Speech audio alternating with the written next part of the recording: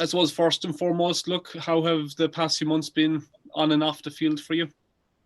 Yeah, obviously difficult, challenging at times, but obviously very lucky that, you know, I'm in Australia and able to train and play sport and probably live life freely enough, you know, with the way the situation is of COVID around the world and especially in Ireland. So yeah, things are quite normal here in Australia. Yeah, there was probably a period when we came over first that obviously things were up in the air between hotel quarantine and then our club had to go into a hub for a month or just over a month. And yeah, we do a couple of different issues with COVID over here. But yeah, the first part of it was obviously hard because myself and Brid obviously were on the road between COVID, hotel quarantine and hub, and everything was probably, it was nearly 9 weeks that we were on the road before we got to Sydney. So yeah, that was obviously difficult and probably missing a good chunk of pre-season. Obviously was hard too, but yeah, once we got settled in Sydney, life has been good since.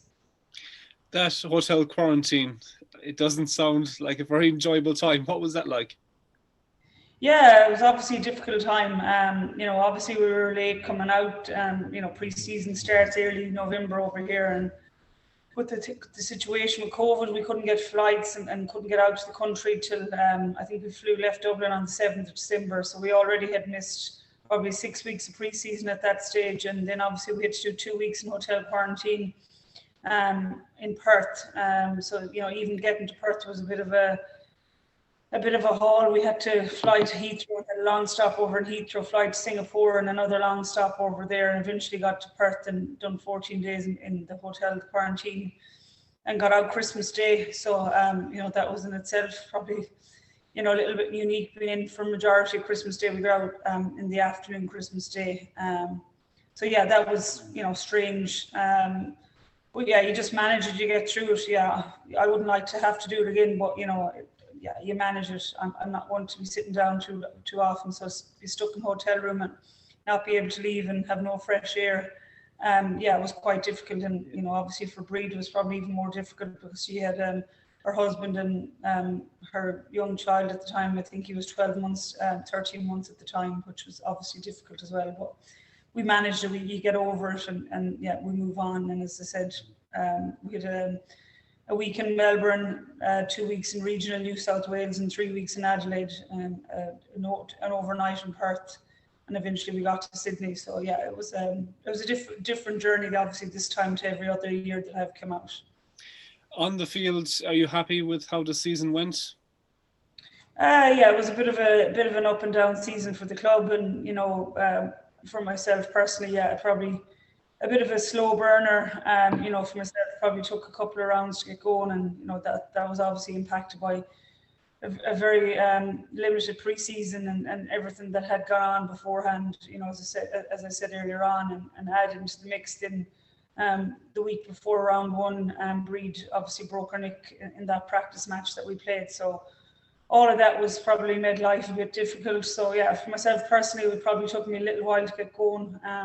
I think I really got going when I got back to Sydney and back into the house here and just settled into normal routine. Yeah, kind of a bit the same with the team. It took us a while to settle. Being away in hub life wasn't ideal.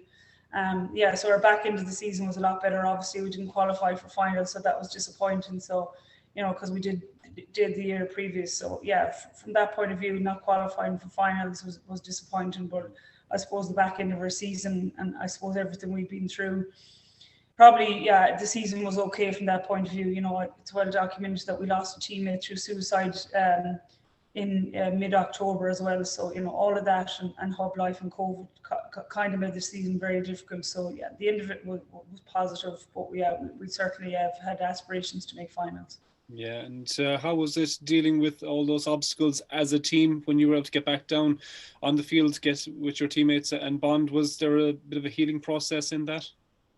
Yeah, I think it took a bit of time. I suppose the biggest thing for us being away, we didn't have all of our squad when we're in hub life, because we've girls that are, you know, it's a semi-professional sport. So, you know, we've girls that have jobs as well, and some of them couldn't come to hub life. You know, we had a girl that was just finishing off becoming a fire officer, so she couldn't join us in hub life, and a number of staff as well that obviously have other roles as well. So Yeah, we were probably down numbers when we were away. So when we got back early February, I think that's when we kind of sat down and went through the healing process that we probably needed to do, and obviously honor our teammates' memory, and we have been doing that right throughout the years. So yeah, it probably took longer than expected because of obviously COVID, and the way that we didn't get together as a full group till kind of mid-February.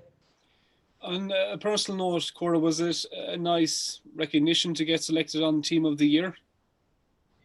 Yeah, I suppose I'm around long enough, and been on many teams, whether it's in Gaelic football or whatever it is. Yeah, obviously it's nice accolade at the end of the year, but I suppose I'm here to try and like I am if I was playing with Mayo or Carnacon, you want to win trophies, and you want to make finals and stuff like that. So that's the ultimate goal, and I'm here to try and make this club better and get us further up the ladder. So yeah, obviously at the end of the season it's nice to be rewarded, but the main thing was to go a step further than we had in 2020, and obviously that didn't happen, so it's disappointing. But yeah, it's nice, but it's certainly not the overall goal when I come over here. I don't really look at things like that. It's to help the club perform and get better every year. Cora, it's a semi-professional setup, and I know you mentioned already you're conscious one of your teammates, she was trained to be a firefighter, so it's a little bit difficult in that regard, is that you're there full-time, that's your job, whereas you got to take into consideration some of your teammates can't give that time. So is it a bit of a balancing act in that regard? Yeah, certainly. I suppose just as it happens the way for the Irish girls at the moment, when we come over, we're all on sports visas.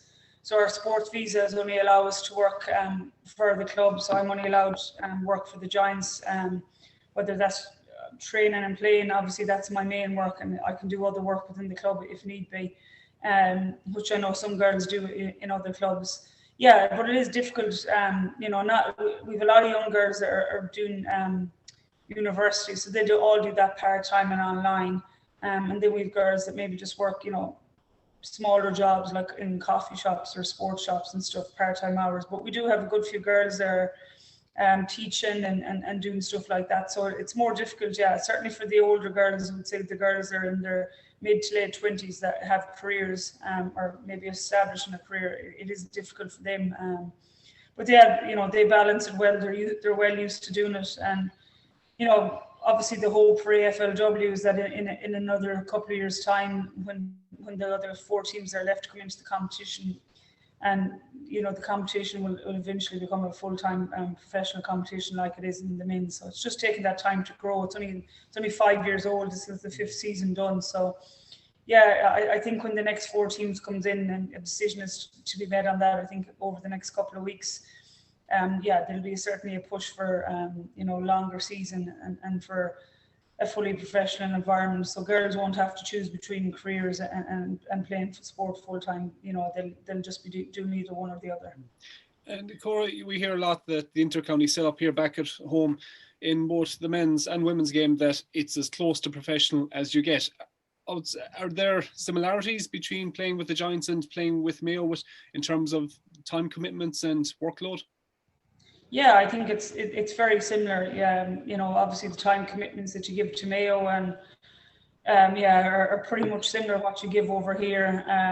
But at the same time, I have to work a full-time job when I'm at home, 9 to 5, whether it's Monday to Friday or whatever it is, and try and fit in the commitments. Where here I don't have to, so I have a lot more time to be a better athlete, whether that's recovery time or that's doing extra sessions on touch or extra sessions in the gym or just learning the game, extra education sessions. So it's very difficult to have the time to do anything extra when you're at home, when you're trying to work a full-time job. Your commitment is trying to get your gym session in and your pitch session.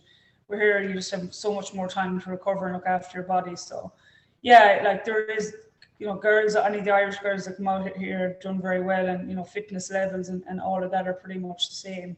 The biggest thing I see is obviously the extra time that you have, but also the resources that we have at hand every day of the week. I probably really never had them when I was, playing at a high level with Mayo. That's just facilities, but it's also resources like strength and conditioning coaches, physios, psychologists, dietitians. They're all on hand anytime that you want them. So, it makes it like, as I said to people over here, you come over here, you can't but improve and get better or make yourself a good athlete, because everything is there on hand and foot. As I said, whether it's the facilities or the resources, it's all there. So you only can get better if you're willing to put in the work and dedicate the time to it. So that's probably the biggest difference between inter-county and semi-professional sport. I do think that there's still a difference between inter-county men and women. I'm sure inter-county men is closer to a semi-professional setup and environment. Obviously the women are still fighting, for better facilities and better resources and obviously, things like expenses and stuff. So, but I do think, if you look at the inter-county men setup, it's certainly something like we'd have over here. You make a full-time professional lifestyle sound very enticing. Over the past few months, have any young footballers, any young sportswomen in Ireland got in contact saying, look, I am in my teens or early 20s. What do you think I should be working towards to maybe do what you're doing, and a lot of other Irish women, to get over to the AFLW for a period? Yeah, you would always get contacted on social media, and it's funny. Our coach over here just get the odd email, or more than odd email from different coaches, saying that they have this girl and she plays obviously inter-county football, or she plays whatever sport. So he just get contacted by a number of people. Obviously people feel they probably know them from the documentary, I'd done a couple of years ago. So yeah, there is, you do get a lot of interest. Certainly obviously COVID has put the number of Irish girls out here probably, at a bit of a standstill at the moment. With 14 girls are over there this year. There was 17 last year. But I do think if COVID hadn't hit, that the number this year would easily be in the late 20s, early 30s. And yeah, I can see if things are good in the world come, pre-season next year, which will be October time, there will be a demand for a lot of Irish. And as I said, with the 4 new teams due to come in the next kind of 12 to 18 months, there's going to be need for talent. So I do think by the time 22, 23 comes in, 2022, 23, and it's an 18-team competition, that they'll be going to Ireland for more and more talent, just because they don't have ready-made talent here yet, because obviously the sport is so new. And yeah, they have development squads and they have underage academies, but them academies are just not quite ready yet, and it obviously takes them young girls time to develop. So yeah, I think if COVID goes away and everyone's vaccinated, I do see that there'll be a lot more interest in Irish girls coming out, certainly over the next few seasons. Cora, on that, do you find that there are 14 Irish women playing last season just gone there in the AFLW, and it seems to be very positive, but conversely, if there were 14 Irish men playing, it's not portrayed as the most positive thing ever. And even here in Kerry, Ty Kennelly would have come under some criticism when he was helping with combines above in Dublin. So do you find there's a little bit of hypocrisy in that? Yeah, but I think you can understand the hypocrisy at the moment, is because the AFLW is a semi-professional sport, and the 2 seasons marry up. So you can still go home and represent, whether it's Mayo or whoever you're playing for, whatever county you're from. So girls are still getting best of both worlds. So I don't think it's pulling from anything. They're still representing their club. So they're not being pulled from GAA in any way. And as it happens this year with COVID, they're barely missing any of the training season as well. So yeah, I think it's not a problem at the moment, because they're not being pulled away, and they're not leaving for Australia. The likes of Zach Tuohy's or Mark O'Connor or James Madden, whoever it is, they're gone full time. They're not going to come back and represent their counties or their clubs while they're playing AFL. So I do think that issue will arise in the women's game probably in the next 5+ years, when the AFLW becomes a full-time professional sport, and girls will have to choose, whether to play either one or the other. And that's a difficult decision, and no doubt it has been for the boys that are playing AFL. It's a difficult decision, but if you're then a full-time athlete and getting paid to do something that you love, it's probably an easy decision. I'm just glad I never would have had to make that decision, because I found it extremely difficult. So that's probably the moment why there's you know, people are praising the women that are over here. But yeah, probably give it another couple of years and our best talent are being taken away to a professional sport and being lost to ladies football. And yeah, I can see it being an issue. Yeah, here in Kerry will be raging if likes of Louise Nemore Hurtig or Aisling Desmond are taken off to Australia full time. But outside of AFL, Cora, what's your life like? What do you do outside of football, and do you enjoy the lifestyle in Australia? Yeah, and obviously you can't but enjoy the lifestyle in Australia when the weather is good. You know, majority of the time, and we had a little bit of rain today, but you know, they're in, you know, autumn now, and the last couple of weeks, the weather, you know, you're talking 25 degrees sunny most days. So yeah, obviously when I'm over here, you know, I'm lucky I don't have to work. As I said, I do a bit of extra work at the club, and you know, that's all around just learning the game more, and you know, just very lucky. I you know, have a head coach that's involved in the men's setup over here, so I spend a lot of time in just doing education, learning more about the game.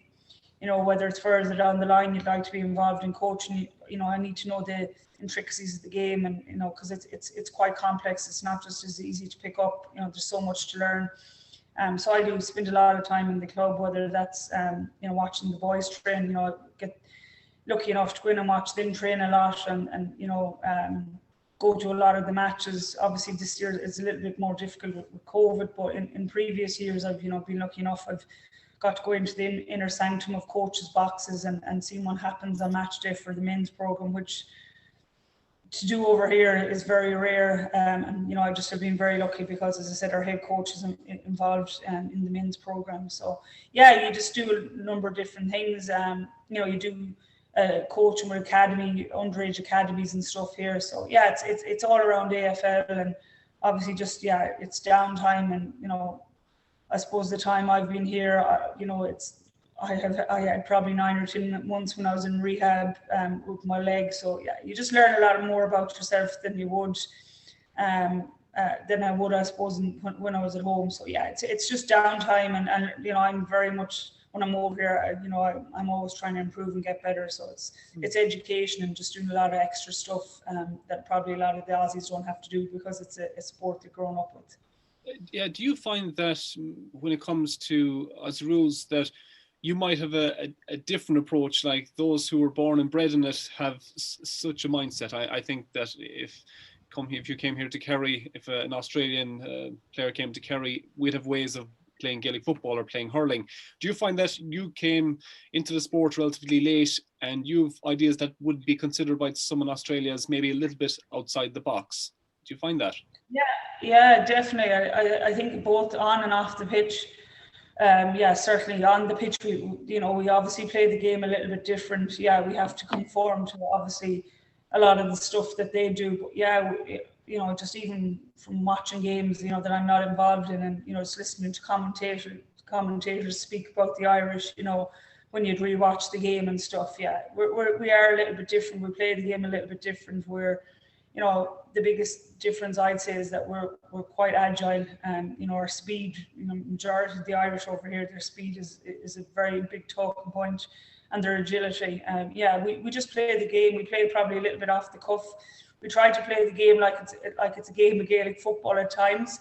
And yeah, there's pros and cons to that, and you know, the coach likes that sometimes, and other times he doesn't. So yeah, we just play it differently, and we do see it differently, which in some ways it's not a bad thing. And but as I said, there's certain things that you have to kind of conform to, and I suppose then it's the off-field stuff as well. Because even though it's a semi-professional sport, as I said, it's only 5 years old. So even though we play an amateur sport at home, we'd be still seen as professional athletes. So I suppose I've been in that game for a long time. So your leadership qualities and I suppose culture of being involved in successful teams, whether it's with Mayo or Carnacon, they kind of draw off a lot of your experience from, you know, how and you know, Brid being over this year as well, you know, being part of successful teams. And yeah, they just see us a little bit different, you know, to everyone else. I suppose we're highly driven and motivated, and yeah, we've probably that little bit of a stubborn streak in us, and no better time, I suppose, that they seen it in me when, you know, I was recovering from my leg break, and, you know, probably was not expected to get back ever playing again. And I suppose they've seen that kind of stubbornness and drive, and then, you know, they've seen that in Brid in the last kind of couple of months as well. So yeah, we are a little bit different.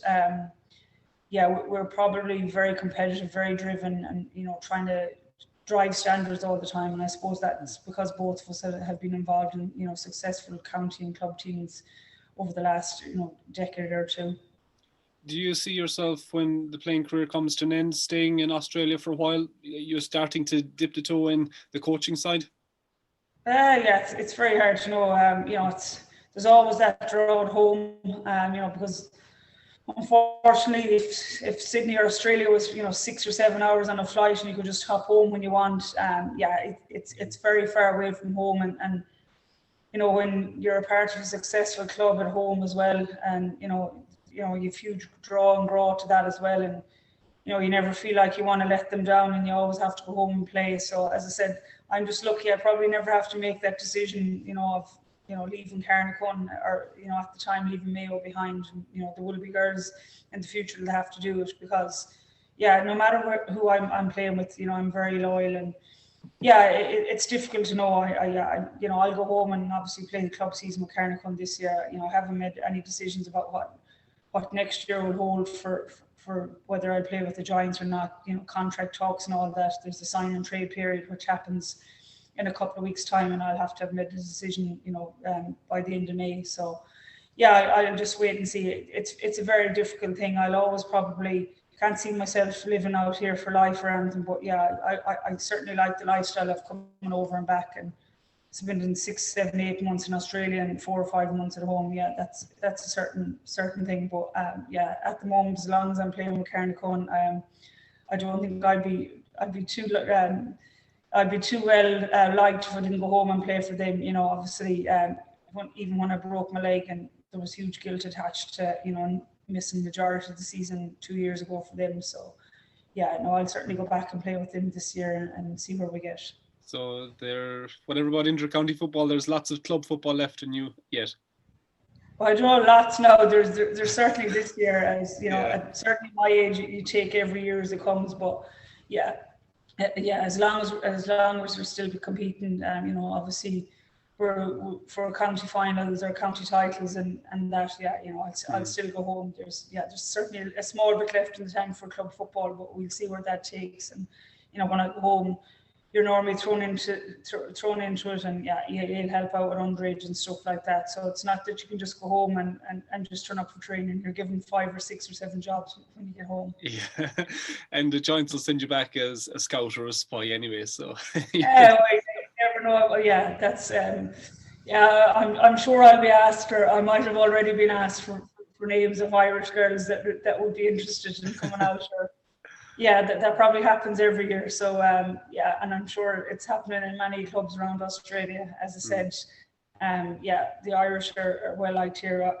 in both the men's and women's, and you know, no better in the men's than your own Mark O'Connor, who's making a real name for himself out here. You know, he's for a young guy, he's performing marvelously well, and you know, being involved in a leadership group, which to take, you know, a big role here at his age for the last 2 years is, you know, obviously shows the high esteem that they hold him in. I know in recent years the profile of AFLW here in Ireland has been growing, because even last season now 14 Irish women playing, and TG Carr, I know they do a lot of extended highlights, which is fantastic. But unfortunately, one of the main things in recent months was Brid Stack's injury. I know that had a big effect, not just maybe in your own in AFLW, but even back here in Ireland. It kind of gave the impression that, oh, this is actually quite a dangerous game. Did you find that, and how was the reputation recovered from that? No, I don't think it's certainly a dangerous game. I think the whole incident and the way it went to tribunal, and obviously the girl in question that, you know, the tackle, Ebony Marinoff, got, you know, obviously 3 games suspension, and then she appealed it and she got off. I think that was the whole side around it that wasn't probably taken too well. But no, I disagree with certainly it's a dangerous game. It's a contact sport. It's like any other game. If ladies football is a non-contact sport, which majority of us would disagree with that. Yeah. It's labelled a non-contact sport, but it's like playing any game. If you play rugby or any other game, you'll have these injuries, and unfortunately, Brid's injury was just a little bit of a freak injury, a bit like my leg injury a couple of years ago. Just bad luck. But majority of the time it's a contact sport. Yeah, there's going to be injuries, whether it's ACLs, hamstrings, or broken bones. You probably see a little bit more than you probably see in Gaelic football, but I've obviously played rugby. You probably see less than you would see in rugby. So no, I don't think that. I think the game has certainly grown in Ireland, and I think TG Carr, in fairness to them when it comes to sport, they've grown the profile of the game, and as you said, it's meant for a lot more messages on social media from parents of young girls that want to get involved. And I know from talking to the guys that run AFL Ireland, they're getting more and more requests to have underage academies and run more competitions. And I think, as I said, when things get better with COVID in Ireland, that'll certainly start. So yeah, I just think it's one of these sports that Irish obviously Gaelic footballers can convert over, and if you want to be a professional or semi-professional sports person in Ireland, there's probably not many avenues unless you probably play. I think sevens rugby maybe is the only team sport that you can get paid for. I know some of the Olympic sports, but majority of them are individual. So if you're looking to play a team sport and get paid for it, probably AFL at the moment is very enticing, and Australia is a very enticing country to live in with the lifestyle and the climate. Cora, if there was women's international compromise rules, I think we'd have a very good chance of winning that. We'd have 14 top level players anyway, straight from the off. Yeah, certainly, and I know that's the thing they've talked about. I was lucky enough to be involved in the one and only they had many years ago against the Australians, and we played them in Parnell Park and in Cavan and Breffni Park. It goes back in 2006.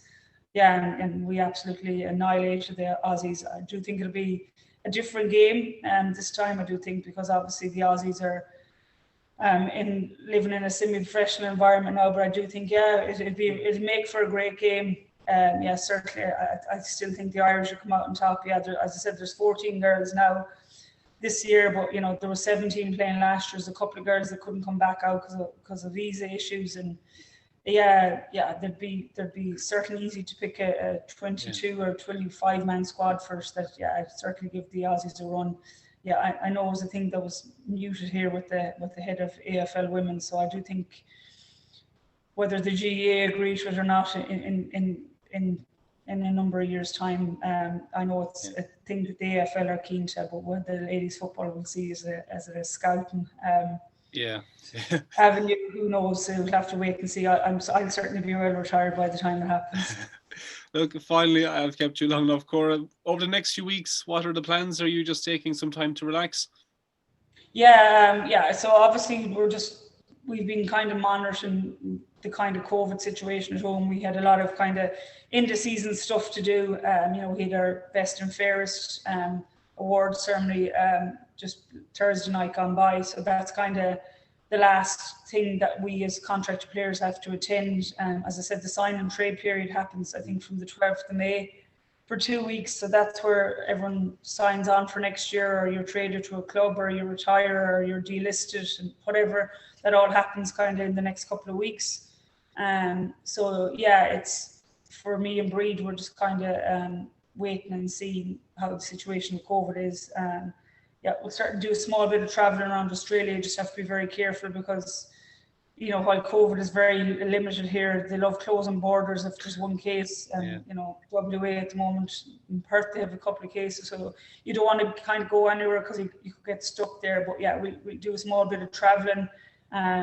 See a few people, head down to Melbourne and catch up with a couple of people down there, and we're hoping to head home sometime around the end of May, early June. All dependent flights are a little bit difficult to get, and obviously we only can fly through certain certain connecting airports, or otherwise we have to hotel quarantine. So flights are just a little bit more difficult. So the club are just working through that. But yeah, I think into this month we'll be heading home, all going to plan, and hopefully not having to hotel quarantine. And COVID situation at home seems to have got a little bit better. It'll be difficult, obviously, leaving Australia where there's very few COVID protocols. Everything is up and open here. Coffee shops, bars, restaurants, everything is open. So it'll be difficult, obviously going home if that wasn't the case. But it seems to be improving, and things are starting to open up, and intercounty football is back, and club football is back, and all that. So we're hoping I'm hoping to be back sometime early June.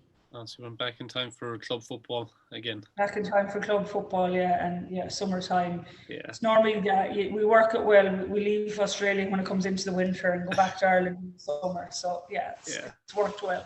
2 summers per year. Cora, thank you so much for chatting to us. I know I kept you probably nearly half an hour at this stage, just under that actually. All right, no bother at all. Thanks so much. We really appreciate it. I know that things have been busy last while. It's great following you as well. And hopefully next years we'll have a few Kerry players to be following. But up until now, it's great following yourselves and Brid Stack. Yeah, you just give me the names, Eamon, and I'll put in a good word for them. Anything that's interested.